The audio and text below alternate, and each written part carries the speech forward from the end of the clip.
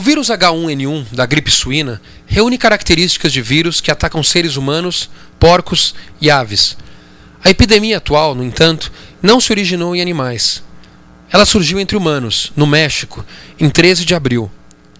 Até o início desta semana, era suspeita de ter matado 149 pessoas em território mexicano, além de atingir 40 pacientes nos Estados Unidos, 6 no Canadá e 3 na Europa.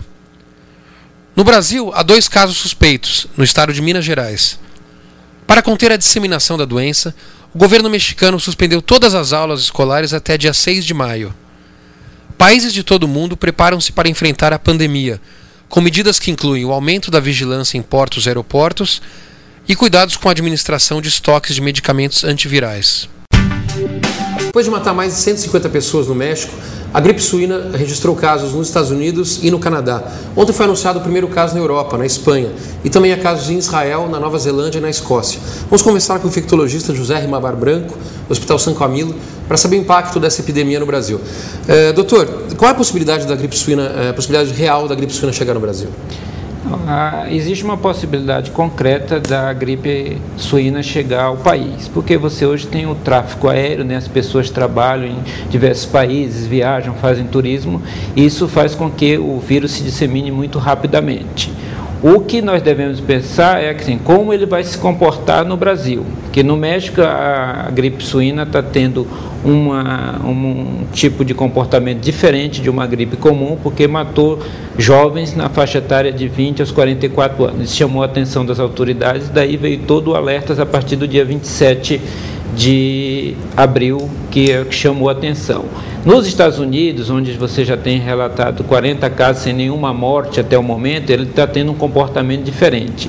No Canadá, até ontem, tinham 6 casos, também sem nenhum óbito, então mostra que a doença pode se comportar diferente. A gente vai ter. O que é importante é o governo tomar as medidas, que é a questão do alerta. O alerta 3 já chamava a atenção do mundo da importância dessa epidemia, porque ela estava numa onda pequena dos casos no México e nos Estados Unidos. Ela cresceu um pouco porque se estendeu além de um continente, mostra que a curva está ascendendo, tá? Então já é o alerta 4, que as autoridades governamentais, a população deve ser informada, o governo deve ter um plano de contingência para disponibilizar o atendimento, medicação e toda a infraestrutura de informação, e ter o apoio da Organização Mundial de Saúde nos casos para tomar as providências, tomarem decisões conjuntas, porque lá estão os maiores experts do mundo em gripe suína. Isso é importante. Aí os governos têm que estar preparados para isso. E a imprensa tem que ter um comportamento de informação, chegar essa informação correta na população, para que não haja pânico, nem haja desespero das pessoas na questão de que eu estou gripado hoje. Não esquecer que nesse momento nós estamos tendo uma epidemia de gripe normal, daquela comum todo ano que a gente tem quando há mudança de estação. Doutor, então vou falar disso. Quais são os sintomas dessa gripe suína e qual que é a diferença dela? Como é que a gente pode detectar a diferença dela em relação à gripe normal? Para você diferenciar, ela não vai ser diferenciada por sintoma, porque os sintomas são muito parecidos. Febre, dor de cabeça, dor no corpo. Em alguns casos relatados no México, houve uma diarreia muito forte, que diferente da maioria das gripes, que não é acompanhada de uma diarreia tão intensa. O importante é a epidemiologia. Você teve contato com alguma pessoa do México que estava gripado? Você veio recentemente do México? Aí sim, isso gera um alerta para que você procure um médico mais rapidamente e seja tomadas as providências. Porque senão gera o pânico. Não é pelos sintomas que a gente vai priorizar o atendimento, mas sim pela epidemiologia. Teve contato ou não com pessoas provenientes do México que estejam gripadas, ou você foi recentemente lá e está gripado. Doutor, perguntas que as pessoas fazem normalmente por aí, meio no dia a dia. Há risco, por exemplo, em comer carne suína? Não. Como é que é a transmissão A transmissão da gripe suína é igual à da gripe comum. Contato com as pessoas. Você tosse, você pega pelas vias aéreas e você faz a infecção. Não tem transmissão pela comida. Primeiro porque o porco é cozido na forma a 71 graus, inativa qualquer vírus aí ou bactéria que possa existir. Então, quando você não come porco cru, então não tem perigo de você pegar a gripe aviária. E segundo, o rebanho Gripe suína. O rebanho nacional é vacinado. Ontem o Ministério da Agricultura soltou uma nota que nós não temos nenhum problema de gripe aviária no suíno, que é comum em vários países. Ele é endêmico, a gripe suína é endêmica nos suínos lá dos Estados Unidos e da Espanha. São comuns esse tipo de gripe. Doutor, adianta tomar vacina contra a gripe? Como é que a população pode se preparar para isso? Ou ainda é cedo para esse tipo de cuidado? A vacina ainda continua sendo recomendada para as pessoas idosas acima de 65 anos, para pessoas que têm doenças de base, como diabetes, renal crônico, AIDS, várias doenças crônicas que é importante a vacinação.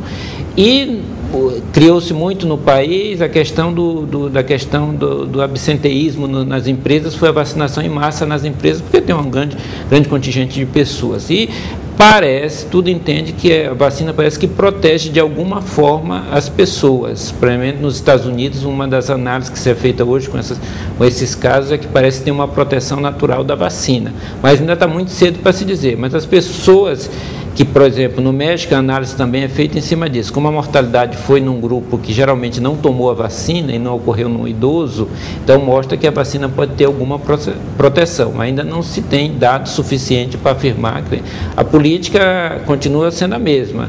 Vacinar as pessoas acima de 65 anos, as empresas que adotaram a campanha, isso é super importante, mas ainda não é para correr nos postos de saúde procurando a vacina, que ainda não tem uma política específica para isso. Para as pessoas que estão infectadas, né, fora do Brasil, existe um tratamento específico contra essa gripe suína?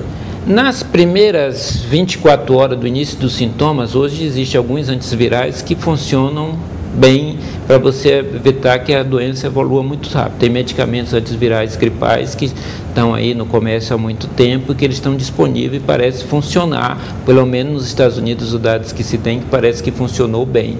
Então, parece que nós temos uma alternativa aí nessa situação. O próprio governo brasileiro ontem, o presidente da Anvisa falou que ele tem um contrato com a Roche para disponibilizar esse medicamento em tempo hábil, se for necessário. Isso faz parte lá do plano de contingência. O vírus da gripe suína, o H1N1, ele é um tipo de vírus da influenza, o mesmo vírus da gripe, né? Como é que age esse vírus no corpo? Esse vírus, ele chama atenção nesse momento, porque assim, a gripe suína sempre existiu.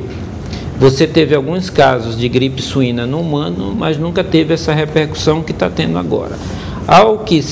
Ainda não se tem um conhecimento completo desse vírus, mas o que se tem de dado até o momento é que na genética dele, no DNA, ele tem um componente do vírus H1N1 da suína, tem um pouco também material genético da gripe aviária e tem um pouco da genética da influenza do ser humano, geralmente dessas epidemias e estações. Então ele parece ter um comportamento diferente, adaptado e de fácil disseminação, que é o grande perigo, né? Se você tiver esse vírus facilmente disseminando entre pessoas, isso vai ser uma pandemia mesmo, você entra na onda realmente, que ela vai ter um pico grande de pessoas infectadas, depois começa a cair, depois ela desaparece, como toda gripe.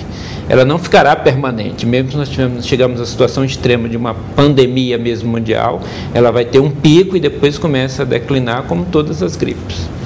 A população que vê a gripe suína na TV, vê chegando em vários países, ela deve se preocupar? Como é que ela deve agir aqui no Brasil? As pessoas devem fazer o que é recomendado para qualquer doença: dormir bem, se alimentar adequadamente, fazer exercício físico. E isso, por enquanto, é a melhor medida de prevenção. Se você tem algum conhecido que veio do México recentemente, você deve evitar esse contato só. Por enquanto, não existe nenhuma necessidade de fazer qualquer coisa. Mantenha suas rotinas e mantenha-se informado. Aí a imprensa tem um papel fundamental na divulgação dos dados e no comportamento da população, dando direção qual o melhor momento de qualquer intervenção mais importante.